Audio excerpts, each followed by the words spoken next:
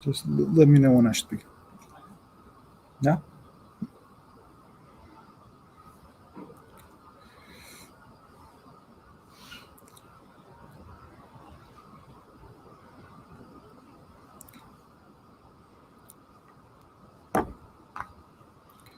Estaizu billahi semil alim mineşşeytanirracim. Bismillahirrahmanirrahim.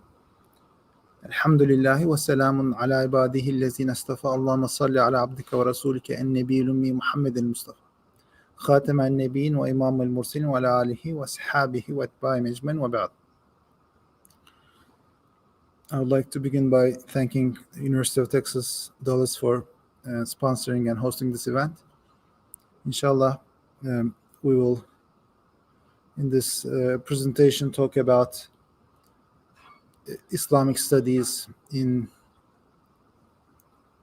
academic institutions in the West, as well as how it is traditionally taught in authentic Islamic institutions such as madrasas. We will focus on three aspects: the history, the qualifications, and the methodology. Are you segregated or can you sit up here? You can sit over there. So, in terms of history,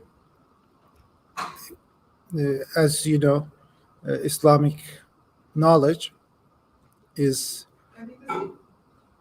Please go ahead. Islamic knowledge is based upon revelation, and it is divine knowledge. And we believe that the creed of all prophets sent to all of humankind were the same, which is belief in the oneness of God and the necessity to submit to Him to benefit from His wisdom and blessings. And so this was the creed of all the prophets. And then Prophet Muhammad, may peace and blessings be upon him, was the final prophet sent to the whole of humankind. And he is the source of all divine knowledge for Muslims and for the whole of humanity since the time that he was sent as a prophet by Allah subhanahu wa ta'ala. So Islamic knowledge is divine knowledge that comes from the Prophet, and it was transmitted by him to the Sahaba, the companions, and from the companions to the Tabi'in, the followers. And each generation learned this prophetic knowledge, this divine knowledge from the previous generations and transmitted it to the following generations. And that tradition of learning and transmission has continued until today. The institutions and the places have varied, but the substance has remained the same. As you might know, the Prophet, may peace and blessings be upon him, taught the companions in his mosque. So his mosque was the first madrasah, so to speak, the first Islamic institution of learning. Later on, as Muslim civilization developed, there was need to have independent institutions because basically the mosque in the time of the Prophet ﷺ was the public building for all public services and activities, even like it was a courthouse, it was a madrasa, it was a shelter. So it had all these activities. As Islamic civilization developed, all of those different activities acquired their own spaces, and so madrasa became the place for, shall I use this microphone? The place for Islamic higher learning. This so in the Islamic tradition of teaching, there is the naqliyat and aqliyat. Naqliyat are that knowledge is based upon transmission that comes from the Prophet, may peace and blessings be upon him. And that knowledge was the knowledge of the Quran and the Sunnah.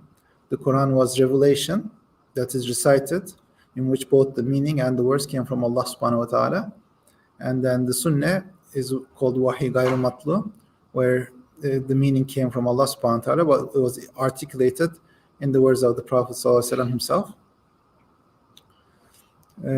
So the knowledge of the Quran and the Sunnah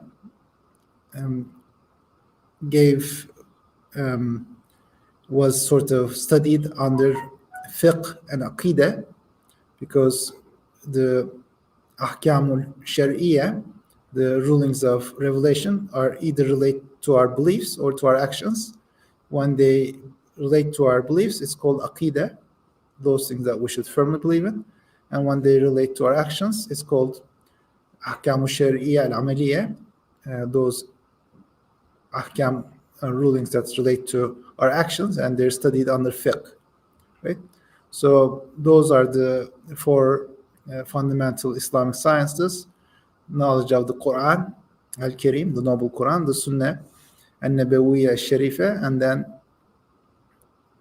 fiqh, and then also aqidah.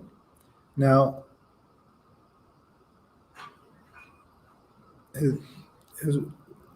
while these all came from the Prophet ﷺ, there is also the need to relate revelation to new situations and to different challenges that the Muslims faced, and that's where aqliyat come into focus. That we not only need to understand revelation, but we also need to derive solutions from revelation based on sound thinking that answers the new challenges that Muslims meet in different eras and geographies. So this is why ulama, just as they studied naqliyat, they also studied aqliyat. So the basic discipline there is logic, right? Because we need to reason in a way that is consistent, based upon sound arguments, and not have contradictions in our thoughts. And we should be able to spot contradictions when in the opinions of others, if there are any. So this is done through the study of logic. So Imam Ghazali played a very important role there. Imam Ghazali passed away in 505 of the Hijri calendar, which is 1111 of the Common Era. And he played a very important role in incorporating the aqliyat into the Madrasah curriculum. So he studied falsafa, philosophy. Philosophy back then was broader than how it is today. Today, basically, it focuses on epistemology, ethics, and logic. But back then, it was basically the logical study of all of reality. And just as they had views on logic, ethics, and epistemology, they also had opinions on metaphysics. And so Imam Ghazali rejected the metaphysical claims of the philosophers of his time that were contrary to revelation, but he very much championed the study of logic, because he realized that logic is not ideological, rather it's a tool just like math, and so it can be useful and beneficial. So he championed the study of logic. So that was incorporated into the Madrasah curriculum. And then there was also a dialectic, which is basically how logic is applied to concrete discussions in various fields. So that's called dialectics, in Arabic munazara. And so that was incorporated into the Madrasah curriculum. And basically for Muslims, from the time of the Prophet sallallahu alaihi wasallam until very recently, they saw and understood that Islam is nur, is light, is illumination that guides us not just in our acts of worship, but in all aspects of life. So we should not make the mistake of thinking that, religion is about ritual. For sure, Islam does cover the laws of worship, but it's not limited to that. Rather, it provides guidance for all aspects of our lives. And so unlike today, where many times ulama are, confined to madaris or to mosques. At the time, the ulama were not only served those roles, but rather they were they served the Khilafah, the Islamic Caliphate, at all levels, not just in the mosque and the madrasa, but at the bureaucracy, in the administration of justice. Abu Yusuf, rahimullah, the famous jurist student of Abu Hanifa, was the first Supreme Justice in Islamic history, and was the Supreme Justice for Harun al-Rashid when the Abbasid Caliphate was at the height of its power. So their role was not limited to the mosque and the madrasa. They were statesmen, they were ambassadors, they were civil servants, and all that was the basic, that was how things were until modernity, right? And so this is how Islamic learning was taught in the madrasas. It had the component of the naqliyat, which was based on the knowledge of the Quran, Sunnah, fiqh, and aqidah, the Noble Quran, the Hadith of the Prophet, may peace and blessings be upon him, the Islamic law, and then theology. Obviously, for those to understand and apply the beliefs and the statements in those sources to new situations, they also need certain instrumental sciences, which we'll talk about later on. But basically, what distinguishes the Islamic study of learning is what that is based upon revelation. That is core. That's the core of Islamic knowledge, is the divine knowledge that was given to the Prophet Muhammad, may peace and blessings be upon him, for him to convey to the whole of humanity. That's the core of Islamic learning. And then we have the aqliyat, so that we're able to process that information in a consistent, cogent manner, and we can articulate it as is necessary when faced with new challenges. So there has to be knowledge of and there has to be knowledge of the aqliyat, the rational sciences, and then there has to be also understanding of the society in which we live, right? And so that's for that reason, often ulama who complete their education in the madrasa, they would become the apprentice of a master alim who was very experienced, who has deep knowledge of society and the community. And they would be this master apprentice relationship. They would be tilmid of that alim, as for example Abu Yusuf and Imam Muhammad and Imam Zufar in the Hanafi tradition were the students of Abu Hanifa. As you know, Imam Shafi and again Imam Muhammad were students of Imam Malik, and Imam Buwaiti, Rabi, and Muzani were the students of Imam Shafi. So they would not just they would become the apprentice of a master alim and benefit from his knowledge in terms of understanding both the community, the cultural context, and also how to apply that divine knowledge into real situations. So that's, those are the distinctive aspects of Islamic traditional learning. As regards the study of Islam in academic institutions, so it starts with Judaism and Christianity and the study of the Bible and Hebrew. For example, when Arabic was first studied at Oxford University, I think it was in the 17th century, if I'm not mistaken, it was not just because they were interested in Arabic itself, rather they wanted to understand Hebrew better.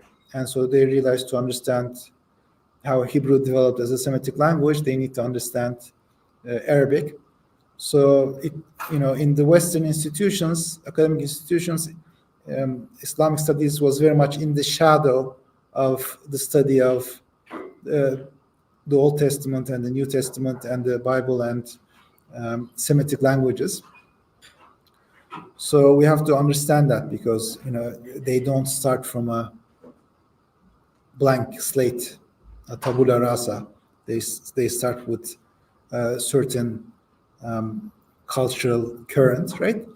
And so we noticed that the people who pioneered the study of Islam in Western institutions, such as Wellhausen and Goldziher, were all scholars of the Bible. And so they very much had, the history of the Bible and the history how the Jewish and the Christian communities were able to convey or fail to convey their prophetic knowledge. And so they very much, had their in mind when they started studying Islam as a religion. So it wasn't sort of studying Islam on its own, but rather they had this view of like how communities act and interact with revelation, how they're able to preserve or not preserve it. And with those views, they started studying Islam.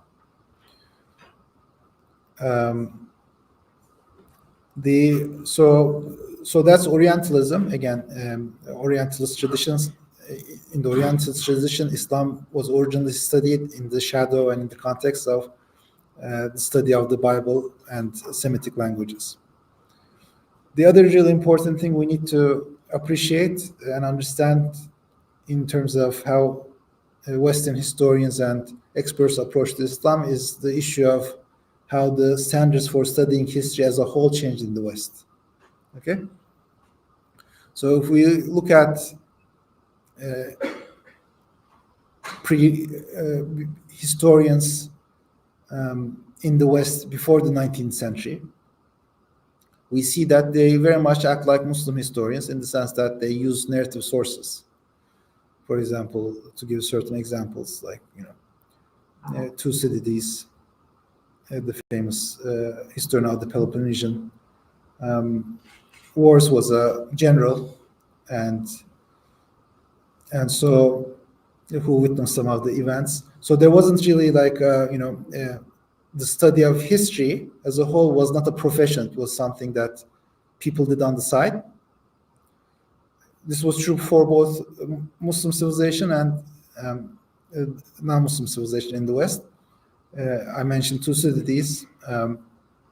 So people didn't sort of make their living through studying history. That's only started in 19th century Germany. Before that was sort of like a gentleman's, occupation, that they had a certain other source of income, and then they studied history on the side. Another example of that is Edward Gibbon, the famous historian of the Roman Empire, who wrote Decline and Fall of the Roman Empire. He was a wealthy gentleman, right? And so the same in our civilization, right? If you think about the great Muslim historians, right? Ibn Khaldun is the most famous, right? Although the world knows him today as like the founder of sociology and philosophy of history, in his time he was known as a Maliki Qadi, and that was his day job, right? Writing history was not his day job; it's just something he did on the side. And the same with, for example, Imam Tabari. Today he is again more famous for his tarikh, his history, and his tafsir. But if you ask the people of his era, they would know him as a faqih, right? He actually was a mujtahid who had his own school of fiqh that actually did not survive. It was a Sunni school of fiqh that did not survive. So that was his, primary occupation, but he wrote his history on the side. So what I'm trying to say is, before history became a profession in the West, just like Muslim historians, they were using narrative sources. It became an academic field that was studied in the university in 19th century Germany, and this German diplomatic historian called Ranke had a pivotal role in that. How is this relevant? Well, Ranke was a diplomatic historian, and he pioneered this idea that history should not be written based upon narrations that were written later on, but rather should be based upon what historians call contemporaneous evidence. So evidence that is simultaneous with the events to which it relates. So for example, what would that be? For example, like a peace covenant between two states, right? Peace agreement, let's say the Versailles Treaty, right?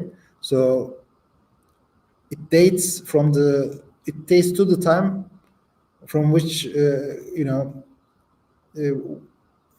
to the events it relates, right? So that would be a documentary source. It's not a narrative source. Or a coin, right? In numismatics, coin is issued, minted in a certain period, so it comes from that period. It doesn't come after that period, unlike a narrative source. So basically, these documentary sources in what we would call in Arabic insha'i sources, they're sort of like speech acts. Those of you who studied Arabic might know what a insha speech act is, right? So speech act it's not a report of something that happened, it actually creates a new situation, right?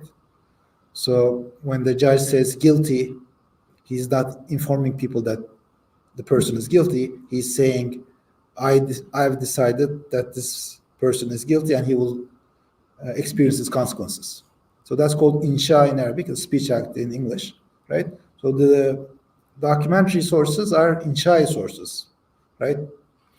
Tax documents, coins, treaties, these kinds of things, as opposed to like narrative sources like memoirs, narrations, and so on and so forth.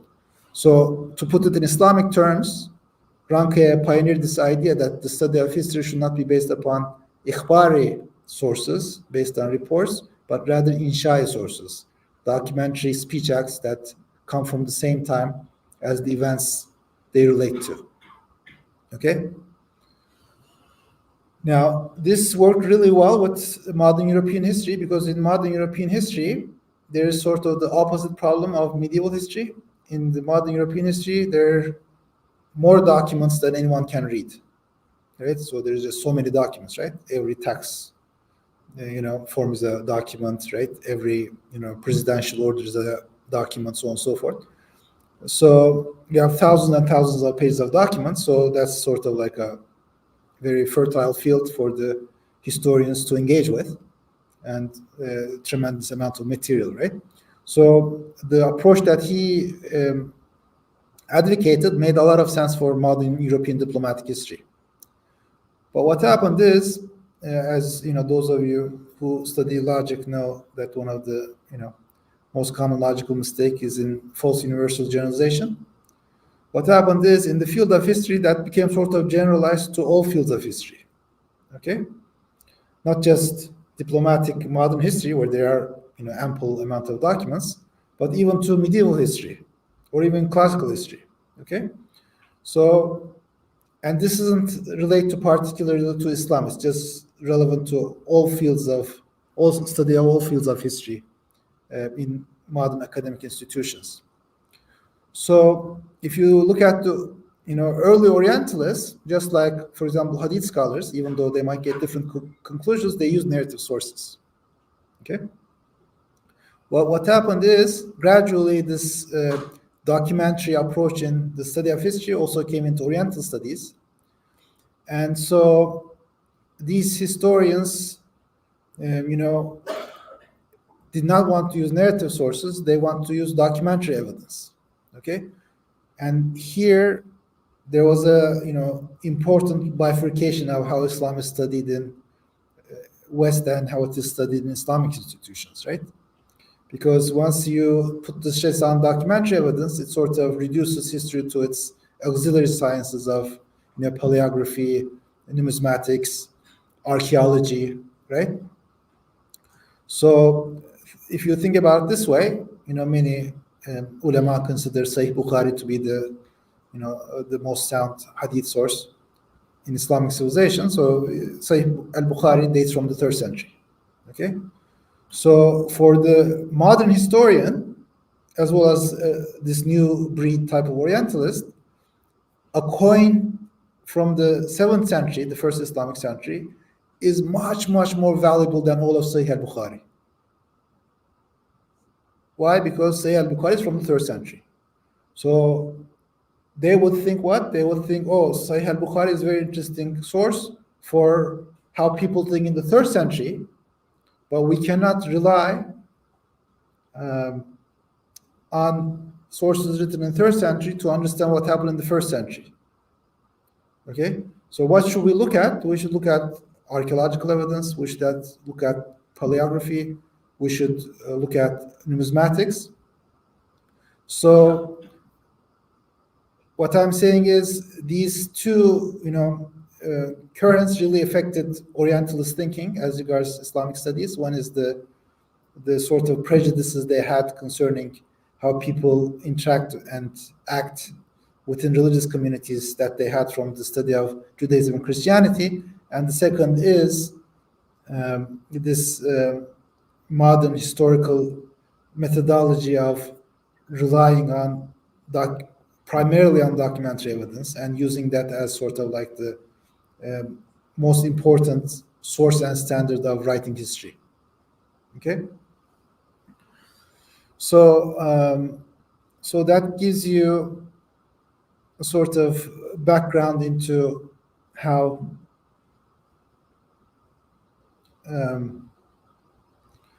the study of Islam differed in the Islamic civilization and in the Western civilization. In the Islamic civilization, it didn't change. It started with the Prophet ﷺ as an oral tradition. The Prophet ﷺ, he was an unlettered prophet, so he communicated revelation that was revealed to him, to his companions orally, and this continued.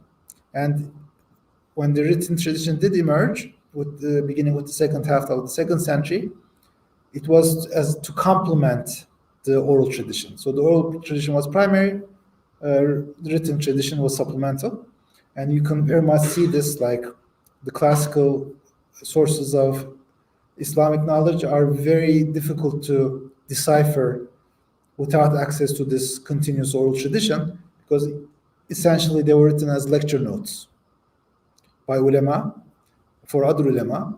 So if you don't have the knowledge coming from the oral tradition and you just look at those lecture notes, they're very cryptic. Like it's very hard to understand what they're saying. But once you have that connection to the Prophet through that living scholar of ulama, then you have access to that written tradition, then it's instrumental and it helps and supplements the oral tradition. So in Islamic tradition, it was primarily based upon narration, transmission from Prophet ﷺ all the way until the ulama today. Okay? As opposed to Western approach to Islam, right? It began with also a reliance on transmissions, but later, when history itself changed as a field and Oriental studies changed, reflecting the change in the study of history, now the narrative sources are no longer important. The most important sources are these inshai documentary sources that are contemporaneous, that are of the same period concerning the issues they deal with. So there was sort of a major change in the Western approach to Islamic studies and the study of Islamic history. So we have to have this background. Otherwise, you won't understand why Orientalists and ulama, who both approach the same subject with the intention of achieving expertise in that field, come to very different conclusions because they have very different methodologies. So this is the issue of how historically how these two different traditions developed. In terms of their qualifications, again, the qualifications are going to be very different, right? So in the Islamic civilization, obviously Islamic civilization is sort of very tolerant of difference of opinion as long as it's legitimate, right? So we had different schools of thought, both in theology and fiqh, in Islamic law, right? There's famously the four legal schools in fiqh, right? Hanafi, Maliki, Shafi, and Hanbali. And then in theology, we had the Ash'ari school and the Maturidi school, and later Ekberi ulema. So this, so there was, these different schools, and usually Islamic higher learning occurred under the umbrella of these schools. There's a very interesting article on this if you visit our website, darulqasim.org, written by our president, Sheikh Muhammed Volkan, in the media section under the blog title. So he talks about this, the historical qualifications for an alim. It's very different, again, than what people are familiar with today. Today, basically what happened is this: when there was the Khilafah, there was sort of quality control, universally accepted standards of who's an alim, who's not an alim, right? Just like, today someone cannot just claim to be a physician, because that's very dangerous, right? Because he can kill someone if he's a quack, right? And he prescribes wrong prescription. So there's a board of medicine that regulates physicians and so on and so forth, who decides who's a physician or not, right? So under the Khilafah, it was like that people, it was very clear to everyone who was an alim, who's not an alim, and what are the standards, right? What happened is, after the collapse of the Khilafah, that knowledge sort of was cut off, and so those standards are no longer known by common Muslims, or many common Muslims. So what were those standards? It's not just sufficient to know Arabic, okay? Just knowing Arabic doesn't make someone an alim, right? Likewise, just having a sort of, ijazah in one book does not make someone an alim, okay? Likewise, having a PhD doesn't make someone an alim, okay? And I'm saying this as someone who has a PhD. A PhD does not make someone an alim, okay? So what were the standards? Basically, you had to have the knowledge of the instrumental sciences. So first you have to access the language of revelation, right? So you did that through studying morphology, sarf, syntax, nahu. And then you had to study balagha, because the Quran is exquisite and miraculous in its balagha, in its rhetoric. It's unprecedented and unparalleled. So the balagha aspect, balagha has three subfields of me'ani, bayan, and bidi', right? Me'ani is how syntactic variations in Arabic affect the meaning. Bayan studies simile, metaphor, and metonymy. And then bidi' studies the sort of aesthetic part of language, sort of, for example, phonetic harmony, such as in alliteration, jinas. So all those were to appreciate the sort of the beauty and rhetoric of the noble Quran. And so then, in addition to sarf, morphology, syntax, nahu, balagha, there was also the study, as I mentioned, of mantiq, logic, which was basically Aristotelian logic. Logic has changed very little since Aristotle, when it first became a field of academic study. So they learned, valid arguments, what's a valid argument, what's a sound argument, what's a contradiction, what are invalid arguments, so on and so forth.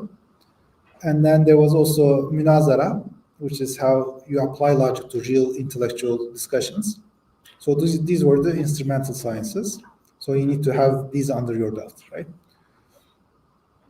And in addition to this, then you need to have knowledge of the Quran and the Sunnah, and fiqh and aqidah, those four fundamental fields that I mentioned.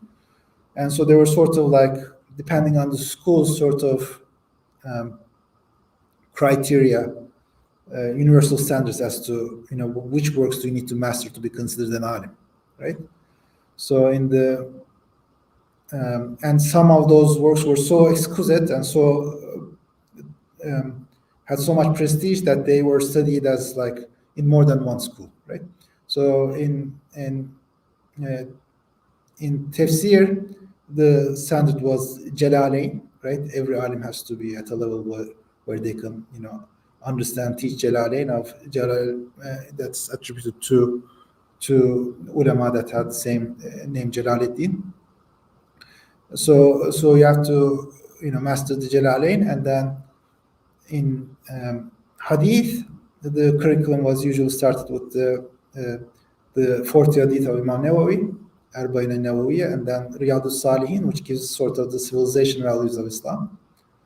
And after that, in the Hanafi tradition, they study this, even though it's a Shafi work, Mishkat al-Masabih, which basically brings together all the hadiths of, or most of the hadiths of the six famous hadith works, also Imam Malik's Muwatta and some other works that have been lost, and basically groups them according to subject and according to their degree of reliability. So there was that was sort of the standard in hadith, that you had to have studied Mishkat Masabih. And then some ulama, especially Shah Waliullah in the South Asian tradition, also said that's not sufficient. We should also, on top of that, also study the Kutub al-Sitta, the six hadith works, Bukhari, Muslim, Abu Dawud, Tirmizi, Ibn Majah, and Nasai, individually. So that was sort of the standard in hadith. And then in fiqh, in the Hanafi school, the standard work was Hidayah. So an alim had to be at a level where they can understand and teach Hidayah or Imam Marginani. And then in Aqidah and Kalam, there was Sharla Qaid, who's it was written by Taftazani, who was a muhakkik. He didn't really closely follow either the Ash'ari position or the Maturidi positions. He was a independent scholar, so in some issues he preferred one, in some other issues others, although mostly it was siding with the Ash'ari positions. So he wrote this commentary on a Maturidi text, Aqidah Nasafiyya, and Sharla Qaid sort of became the standard in Kalam. Right? So what I'm saying is, and then in terms of the alat, in Arabic, in the Arab world, they usually study Ibn Hisham, Sharh Qatr al-Nada, and Shuzur al-Dhahab, and then the Alfiya of Ibn Malik, with his Ibn Aqil's commentary. In the Ajam, non-Arab institutions of Islamic higher learning, there's another book that's called Molla Jami, Fawaid al-Diyaiya, which is Molla Jami's commentary on Ibn al-Hajib's, the Maliki Qadi and great alim, Ibn al-Hajib's Al-Kafiya. So, and then in Balagha, there was Mukhtasar al-Mayani, which is also by Taftazani. So what I'm saying is, these standards were known by all the ulama, right? For example, in the Hanafi tradition, and as you know, most world, Hanafi is the oldest extant Islamic school of law, and it's the legal school of the majority of Muslims in the world. So basically, that was the standard, right? So you would have to be able to understand and teach Jalalain in tafsir, and Hidayah in fiqh, and Sharla Qaid in Kalam, and Mishkat al-Masabih or Kutub al-Sitta in hadith, and then Molla Jami's Fawaid al-Diyaiya in Nahu as the ultimate source of the highest book in Arabic language, and then Mukhtasar al-Ma'na of Taftazani in Balagha. So those were sort of universal standards, like all ulama knew these works and had studied them, and if you didn't master these works, you weren't considered an alim, right? So the standard was much higher than it is today, right? Today, people think someone who has a PhD is an alim, or somebody who just knows Arabic is an alim, somebody who studied 1 year abroad is an alim, right? But that's not the case, and we have to be very careful about this. Why? Because if you think about this, the physician, right, it tries to save works to preserve the health of the human body, and that's very important. But the alim gives you knowledge of the deen, right? Deen means jaza, so it means how one will be rewarded in his eternal life. And so the eternal life is much more important than this short, ephemeral, worldly life, right? So if we, think that the study of medicine should be objective and should be standardized, we should all the more so appreciate that Islamic knowledge has to have standards and it has to have a certain level that anyone, who claims to be an alim or is called a sheikh or something is not an alim, right? There has to be standards, certain standards that applies, which is mastering these works, and also having a senate, right? Having a senate to the Prophet ﷺ, which is a very important, blessing of our civilization that exists in no other human civilization, right? So ulama, they have a senate to the Prophet ﷺ in which they know every alim between him and the Prophet ﷺ, right? Such a connection that is verifiable exists in no other human civilization. And we should really, appreciate that, be grateful for that, and become a part of that. That is really unique in Islamic civilization. So you have to have, a sound knowledge of Arabic, and then logic, and then Islamic law and theology, the Quran and the Sunnah, and then you have to have the Senate. You have to be authorized by the previous generation of ulama as someone who's able to represent divine knowledge in this generation. So those are the standards for in the Islamic tradition. Now let's look at the really important issue of epistemology, or how these, this history and these standards actually play out in studying Islam. Okay, so for the ulama, Islamic knowledge is basically of two types. There's qat'i knowledge and there's dhanni knowledge. Qat'i knowledge is massive transmission, transmissions that are transmitted by so many people that coincidental mistake or conspiracy is inconceivable. So an example of that would be, for example, the existence of China for people who haven't been there, or Alexander the Great. Now, I'm sure none of you doubt that China exists or Alexander the Great existed, but we haven't been to China and we haven't seen Alexander the Great. How do we know they existed? It's just been transmitted by so many people from so many different backgrounds, right? From generation to generation, that no one suspects, except maybe conspiracy theorists, that this could just be a coincidental mistake or a conspiracy theory. Okay, so this is called what? Knowledge qat'i, certain knowledge. That's called mutawatir. That comes through massive, independent, successive transmission. So there's the qat'i knowledge and there's the dhanni knowledge. Dhanni knowledge is knowledge that's not transmitted in such a way. When it's not transmitted in such a way, what do Muslim ulama look at? They look at almost the same things that a judge might look at in a court in the Western administration of justice, right? Sometimes you have maybe recordings or camera records or whatever, but in cases where you don't have that, right? A judge doesn't just throw his hands up in the air and say, well, we don't have a camera record, so we're not going to resolve this case. He's going to look at, are there any eyewitnesses to this incident, right? And then once if there are eyewitnesses, he will look at, are these eyewitnesses reliable? Do they have a criminal record, for example, right? So that's very similar how to ulama approach the issue, that they looked at, who are the transmitters of prophetic knowledge? Do we know who they are? If we know who they are, what was their character? Are they reliable people, true people, honest people? Or are they fabricators? Or are they people, who make up stuff, And so that's number one. Number two is, are there any gaps in transmission?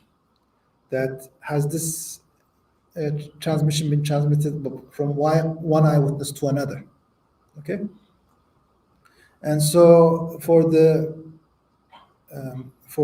eyewitness reports that don't come through this certain way of massive transmission, they look at the three criteria: whether these transmitters are reliable, whether it's transmitted from one eyewitness to another, the event. And then the third is, do they have good memory, right? Because sometimes you might have a good character and you are an eyewitness, but if you don't have a good memory, then you might still misrepresent, right? And so they've noted, for example, certain transmitters that they had good memory in certain parts of their lives, but later on, their memory started fading, and so then they said, after this point, transmissions from this person is not reliable, for example. Okay, so for Zanni information, they looked at these three criteria of integrity, character, the good memory, as well as continuous identifiable transmission from one eyewitness to another until the event that occurred. So this is the Islamic approach. And so if it fulfills these criteria, then that knowledge is considered of giving us, high probability that whatever was witnessed did occur. Okay? It won't give us certainty. It's not like the existence of China, right? It's not like the Noble Quran that was transmitted in each generation, right? With thousands of hufas, one after another, But it's still what? It gives us probable knowledge that, whatever they relate is reliable. This was the Islamic approach. Now, the Orientalists, as I said, started with having in their minds the history of Judaism and Christianity, where there wasn't this continuity of transmission. And the most dramatic example of this is this: to the best of our knowledge, Isa, Jesus, may peace and blessings be upon him, he spoke Aramaic, right? The Gospels we have are in folk Greek. It's not even in the same language. Okay? So, this is the sort of thing that the Oriental scholars had. So, in their minds, religious people are unable to preserve prophetic knowledge because they have worldly interests, and also, stuff happens. So you can't really rely on religious people to, preserve prophetic knowledge. So they already had this prejudice when they started studying Islam, because it was in the shadow of the study of Judaism and Christianity. So you have to understand this. They don't start from a neutral perspective, because a lot of naive Muslims, they think, okay, non-Muslims are good in chemistry and math, so they also be good in Islamic studies. So, just as we learn chemistry and math from them, let's learn Islamic studies from them. But it's not the same thing, because in the chemistry or math, there isn't usually sort of like a agenda or a bias or something, right? Whereas in, with the study of Islam, there was already sort of this prejudice in the mind of the Orientalists that, religious people make stuff up, believe in mythologies and so on and so forth, and so they can't really be relied to represent what their prophets truly said. They already start with this prejudice. Okay, number one. Number two, when this was compounded with this new understanding of we must rely on documentary evidence, even the narrative sources were sort of dismissed, right? And so what happened is they're basically saying, we can't rely on these narratives. We have to look at the documentary evidence. And basically, whatever documentary evidence was there, they had to acknowledge for that. But because it's medieval history, pre-modern history, there's huge gaps in the documentary evidence, right? Especially because Saudis didn't allow archaeology in Mecca, right? So huge gaps in the documentary evidence. So then these gaps in documentary evidence were sort of, filled with these hypotheses that, ulama and ordinary Muslim would consider like ridiculous, such as, the view of some Orientalists that Islam did not originate in Mecca, it originated in Palestine. Now you might think, why in the world would anybody say that? Because there is a lot of papyri from Palestine that shows that there was a Muslim community there. So they're saying, okay, we can't deny there was a Muslim community there at this point. Okay? So a lot of it is like sort of what's called argumentum e silencio, arguments based on silence. So if we have a certain documentary evidence, we have to accept that, but we can't believe that anything existed before that until we find older documentary evidence. So if we know Islam existed in, in Syria in the 7th century, then, we can't say there was Islam before that. Okay? So there was all these, bizarre theories, such as I said, that Islam originated in Palestine. Michael Cook of Princeton University and Patricia Crona of the Advanced Institute came up with this bizarre theory that origin of Islam was a messianic movement in the name of Umar to conquer Jerusalem. They, it sounds strange, but this was like published by a respected academic, printing houses in the West. Later on, the Michael Cook retracted his position and said, he no longer believes that. Chase Robinson recently wrote, before the discovery of the Birmingham Musaf. I don't know if he would still believes in the same stuff today. I would think not, but again, based on arguments from silence, he said, Islam as we know it comes from Abdul Malik ibn Marwan, the Umayyad Caliph.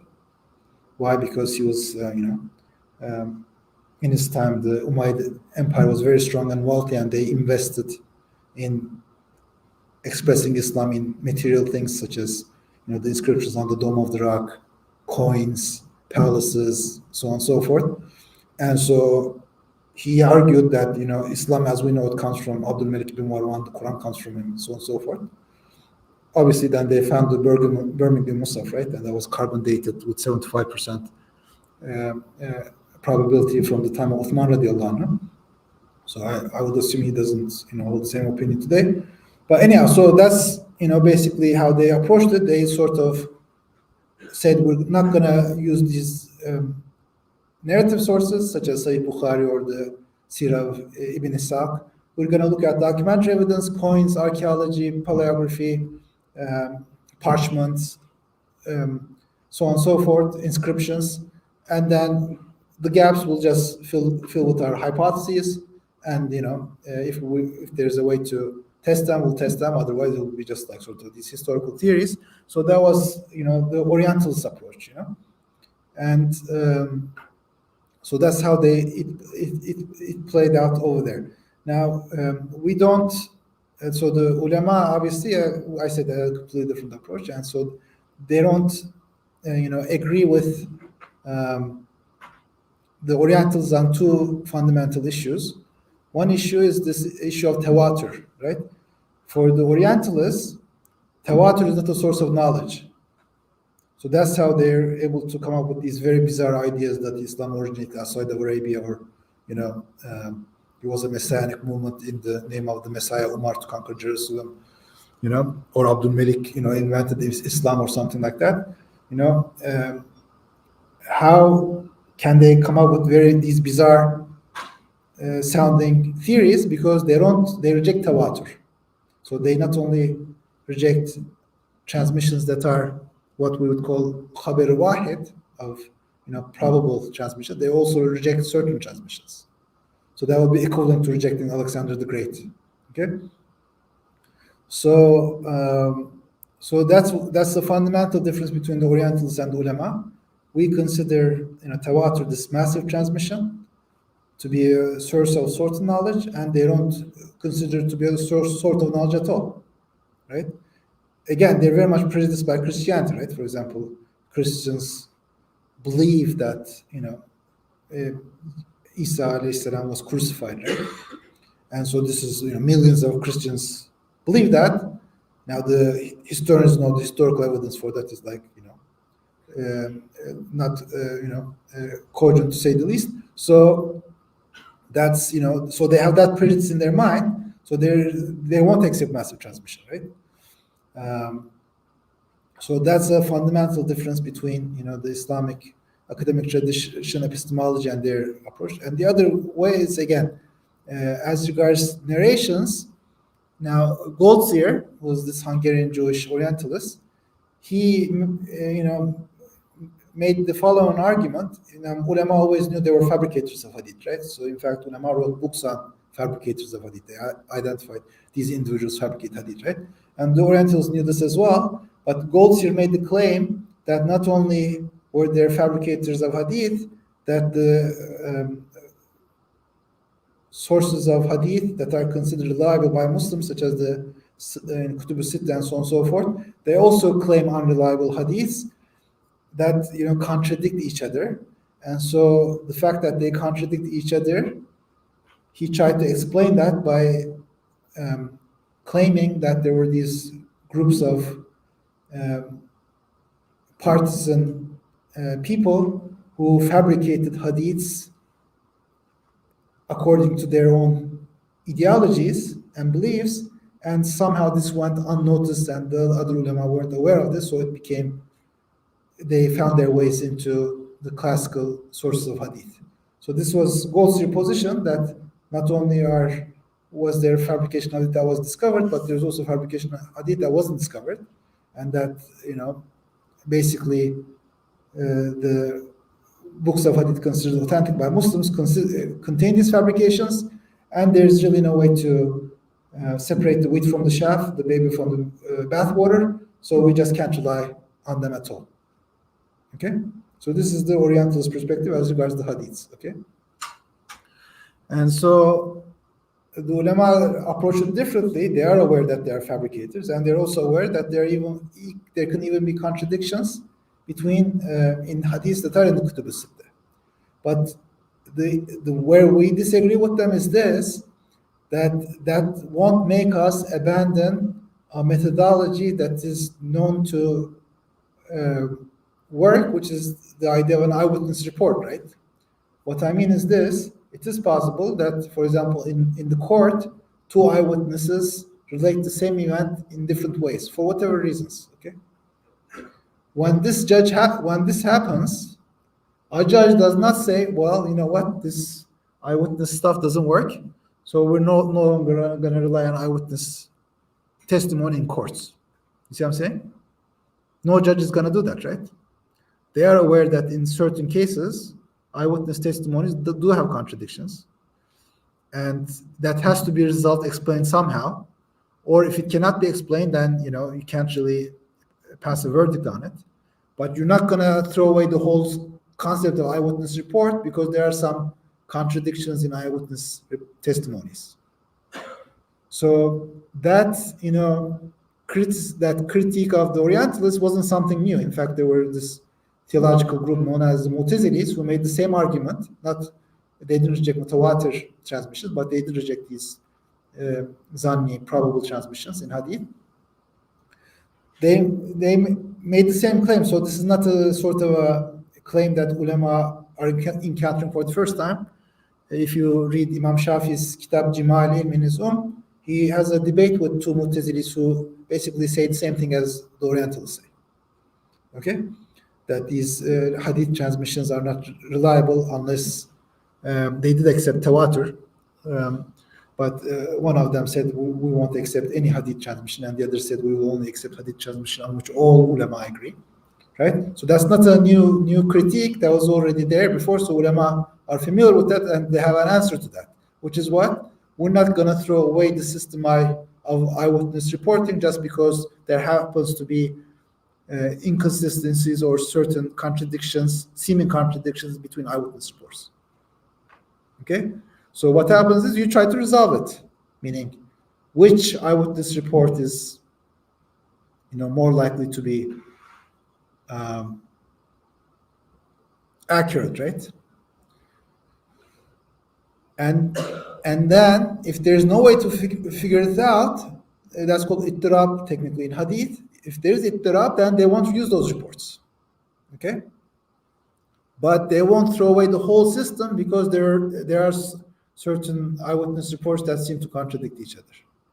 So that's why that criticism of the Orientalists, which Muslims were already familiar with from the Mu'tazilis, is really not cogent for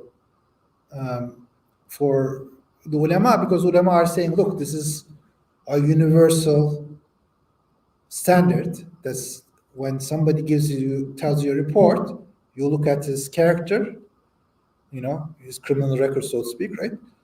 You make sure he doesn't have a criminal record, okay? And you make sure he has good memory and so on and so forth. But if you know he has good memory and you know he's, someone who has integrity, has good character, you're not gonna reject the report that he relates to you just because it has the possibility of being wrong, although that possibility is granted. Okay.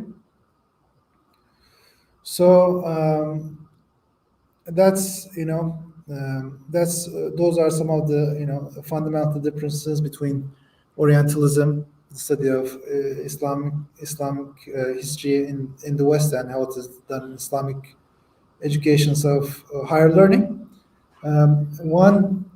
So that's sort of I have a specific message for Muslims of Texas, which is this: that we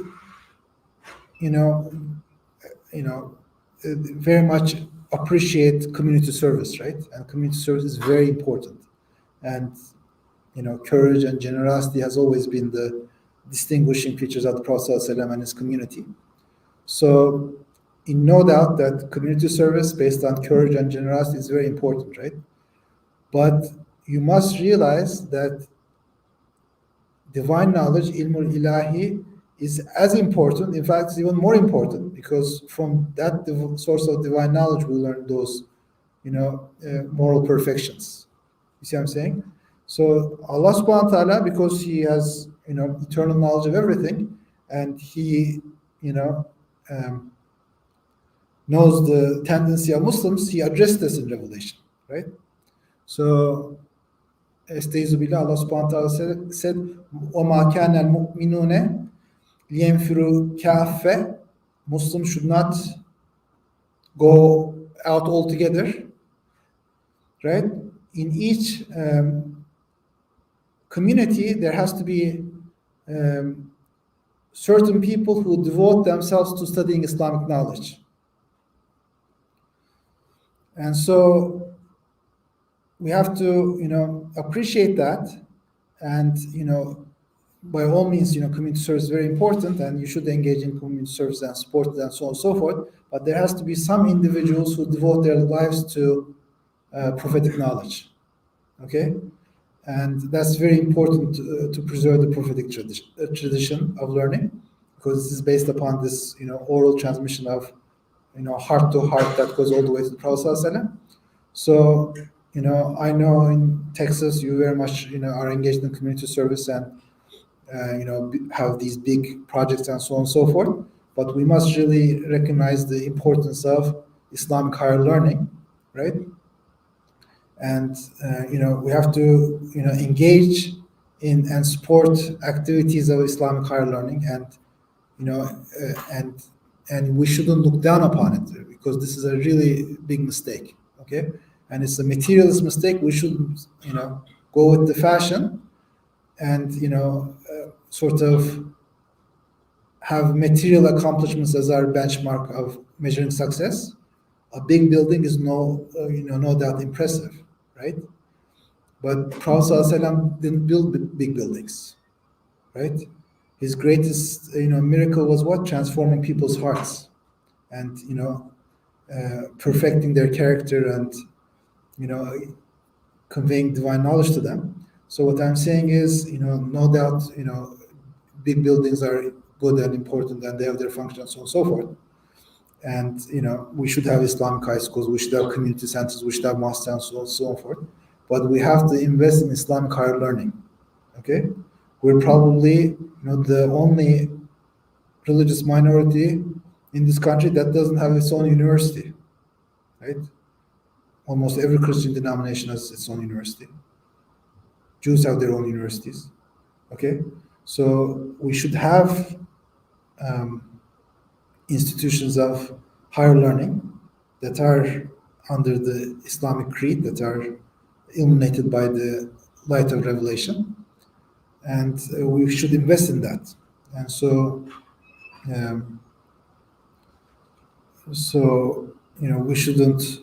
Some people should go out to demonstrate and engage in community services, so on and so forth. But some of you should devote yourselves to studying Islamic knowledge at the highest level, and devote your lives to that. just as the companions did and the tabi'in did, so on and so forth, and you shouldn't look down upon it. Unfortunately, we have this situation in our community where, subhanallah, a child wants to study ilm, and his parents are telling them, no, you can't study ilm, you have to be a physician. This is, almost treachery, This is, great ignorance is almost a treachery to the Prophet ﷺ. He wants to study eternal knowledge, and then you're forcing him not to study it. This is wrong. Okay? Our eternal life is no less important than our worldly life. Okay? So if our children want to study divine knowledge, you shouldn't hinder them. You shouldn't try to persuade them to study worldly things. Okay? You should encourage them and support them. So, they say that the only thing that the people of Jannah will regret in Jannah, in paradise, will be the times in which they didn't remember Allah subhanahu wa ta'ala. Okay? So we have to, sure, there has to be Muslim physicians and so on and so forth, but, studying divine knowledge, learning divine knowledge, acting upon divine knowledge is much more important, because that facilitates or relates to our eternal life. Medicine relates to this life. We're all going to die. That's just a fact. It's just a matter of time. So obviously, that's not to look down upon it, but just we have to put everything in its place. Okay, eternal life is more important than the ephemeral worldly life. If you don't believe that, you're not Muslim. If you do believe that, we have to act according to that. Okay. I have a thought regarding that. Sure. You said that whoever is doing community service, that's important, but knowledge, divine knowledge, getting that is very important. They don't have to be mutually exclusive. Sure. You can do both.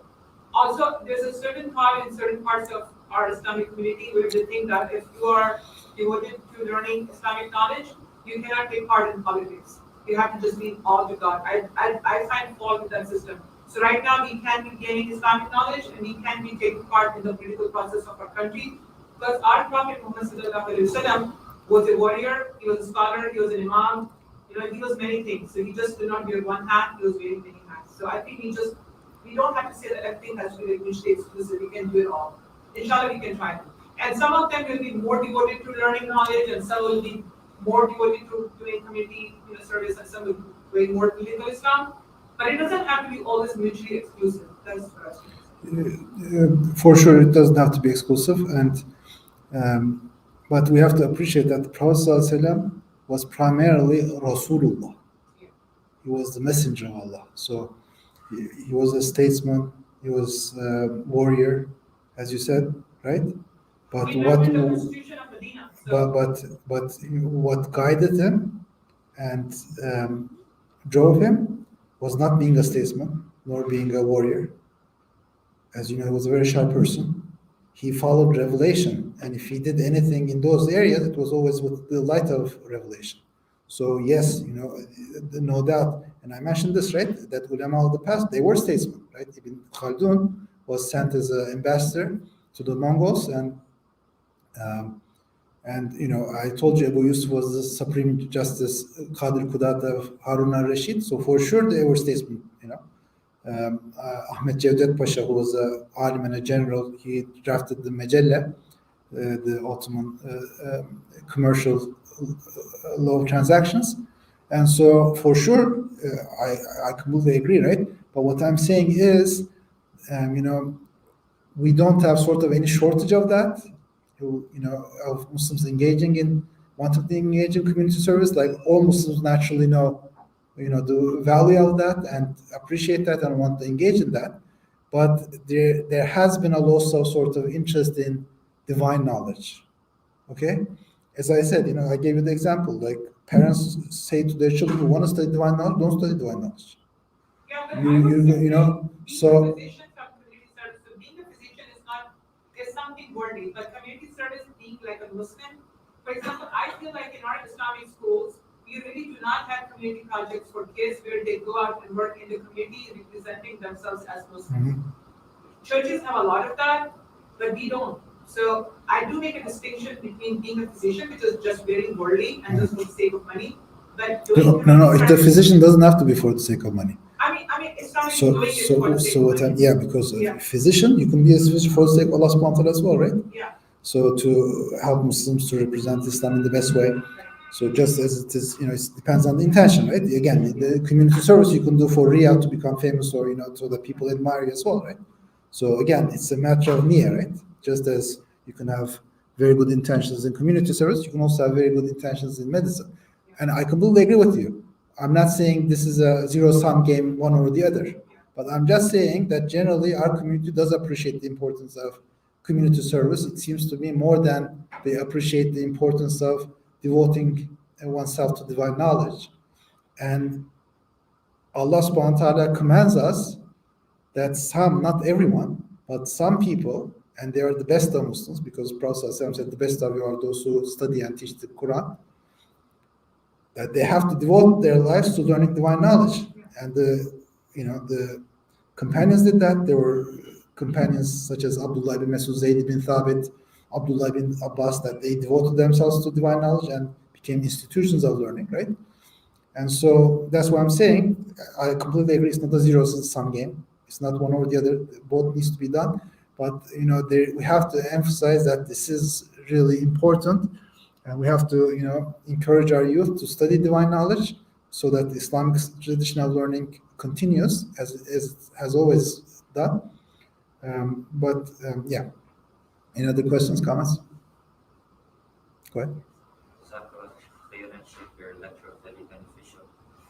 You were mentioning about different texts which used to be studied in the Madrasah system back in the day, when there was much more madaris and the system was much better than nowadays. So I had a question. You mentioned some books which were studied in different sciences. You mentioned Mukhtasar al-Mani was taught in Balagha, and Hidayah was taught in Fiqh. So, and you mentioned Sharh al-Aqaid in Ilm al-Kalam. I had a question. Is Sharh al-Aqaid the only book taught in Ilm al-Kalam, or is there like a much deeper, more extensive curriculum when it comes to Ilm al-Kalam in the Madrasah system? It's not the only book. So these are sort of like standards, which means like basically after having studied these works, you can sort of carry independent research on your own, or with other scholars. So it wasn't the final. Well, I mean, it was a standard work, but those who became experts in Kalam studied other works. For example, in the Ottoman tradition, the final work was Sharh al-Mawaqif of Sayyid Sharif al-Jurjani, which was his commentary on Qadi Aduddin Aliji's Mawaqif. So that was, for example, after Sharh al-Aqaid, and then also Taftazani himself has wrote a metin called Maqasid, and he wrote a commentary on it called Sharh al-Maqasid, which is also, these are called Mutawwal works, or much larger. Sharh al-Aqaid is much shorter. So I'm not saying these were like the final works for an alim. It's just that every alim had to know these works thoroughly. Okay, but obviously, Rabbi Zidni Ilme, there's no end to divine knowledge, right? So these are, necessary, but obviously there are also other works beyond these in every one of those fields. So Sharh al-Maqasid and Sharh al-Mawaqif were taught by teachers to students? Sharh al-Mawaqif, that was, it's not very common today. It was the standard in the Ottoman tradition. Was the standard. Sharh al-Mawaqif was the final work in Kalam. Yeah. I heard from some of my teachers about how the institutions of the Madaris were critical and necessary in improving, like in some cases, the political state of the Muslim empire, or the Muslim state as a whole.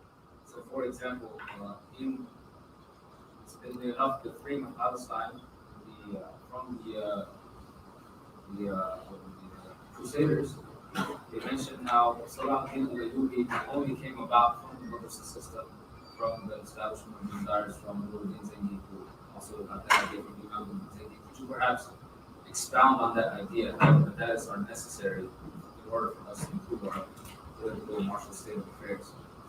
Yeah. So the way this this country works. There's a series of books that some of you might know, Who Rules America.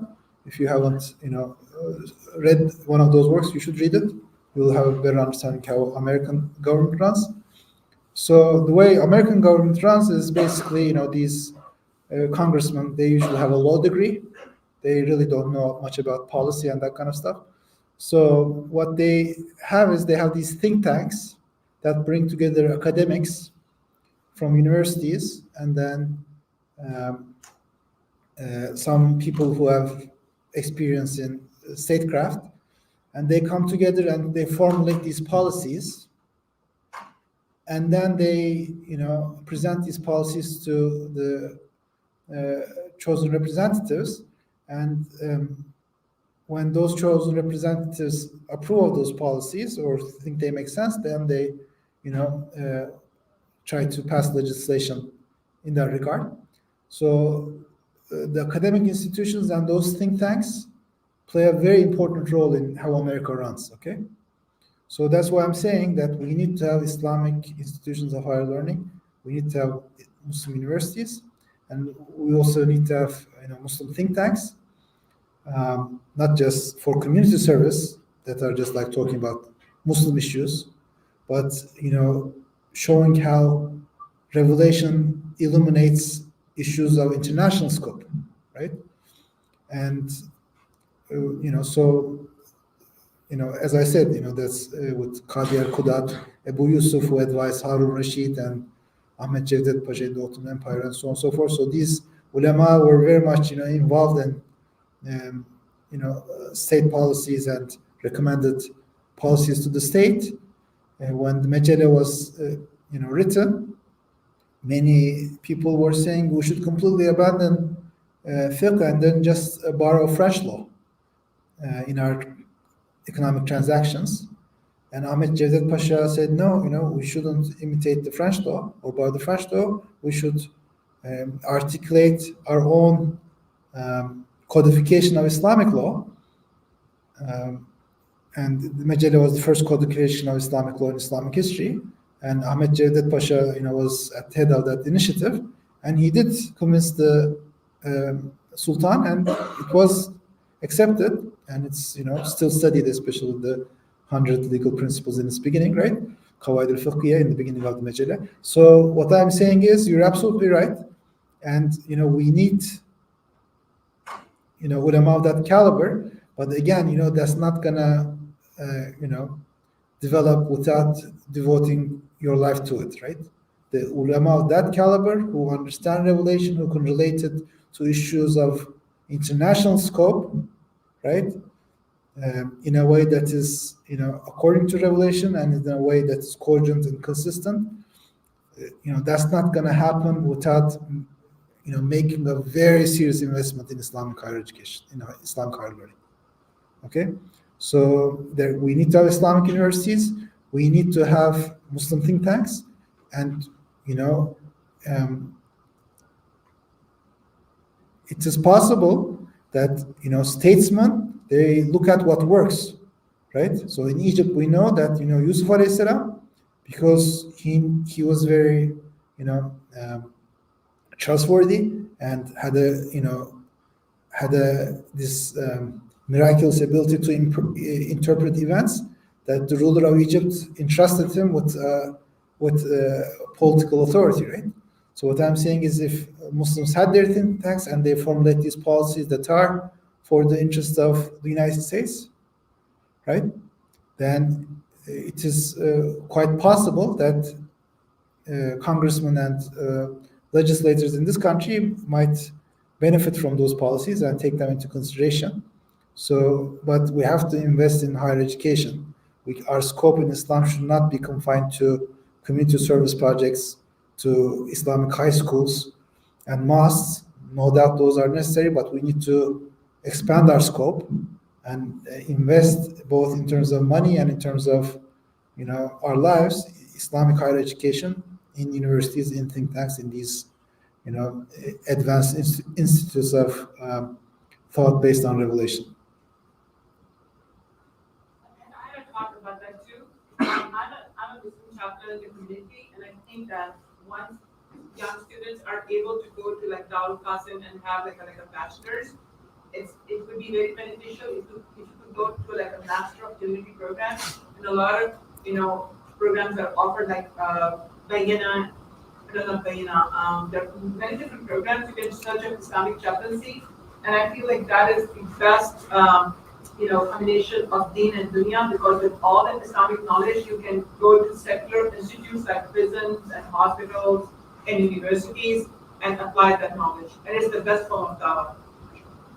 So again, it is no doubt necessary, but chaplaincy is not an academic position. Okay, it's a community service. I mean, some of them. Yeah. So definitely we need Muslim chaplains in hospitals, prisons, so on and so forth, and they do amazing work. May Allah give them tawfiq and give them barakah and increase their khair and give them salama. No doubt it's necessary, but that's not academic work. Academic work is devoting yourself to divine knowledge and articulating how revelation relates to reality in the local level, in the national level, in the international level. Okay, so that's what I'm emphasizing here. Shall we stop? Okay. Subhaneke Allah'ın bihamdik, neşhedü en la ilahe illallah, nestağfiruke ve netûbü ileyk. Subhan rabbike rabbil izzeti amma yasifûn, selamun alel murselîn, velhamdülillahi rabbil âlemin. Jazakallah khairan for everyone for coming.